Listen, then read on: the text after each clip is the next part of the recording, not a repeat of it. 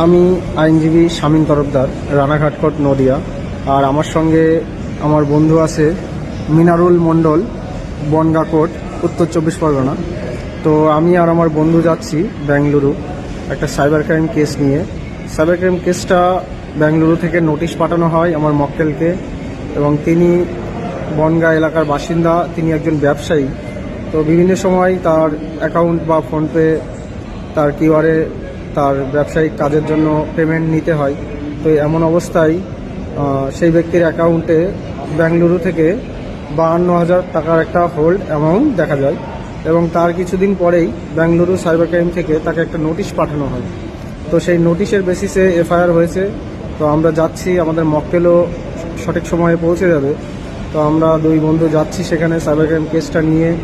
আমরা সাইবার ক্রাইমের কেসে জামিন করিয়ে নিয়ে তবে মক্কেলকে রিলিফ দিয়ে আবার ফিরব, এবং আগামীতে আমরা বেঙ্গালুরু কোর্টে কীভাবে কী কাজটা করছি সেটা আপনাদের সঙ্গে শেয়ার করব।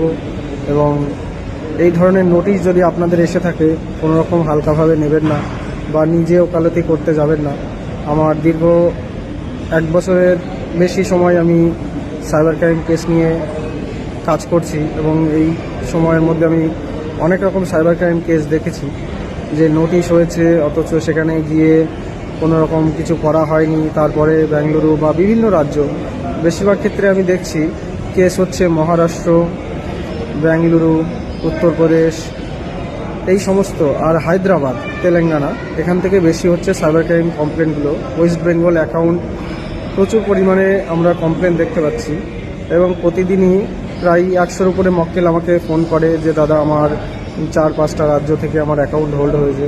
তো এইসব সমস্যা যদি আপনি পড়েন, আপনি সরাসরি রানাঘাট কোর্টে এসে আমার সঙ্গে যোগাযোগ করতে পারেন, অথবা আমার সহকর্মী বনগাঁ কোর্টে উনি প্র্যাকটিস করেন। তো বনগাঁ কোর্ট, উত্তর 24 পরগনা এসে সরাসরি দেখা করে আপনি আপনার সাইবার ক্রাইম সম্পন্ন করতে পারেন।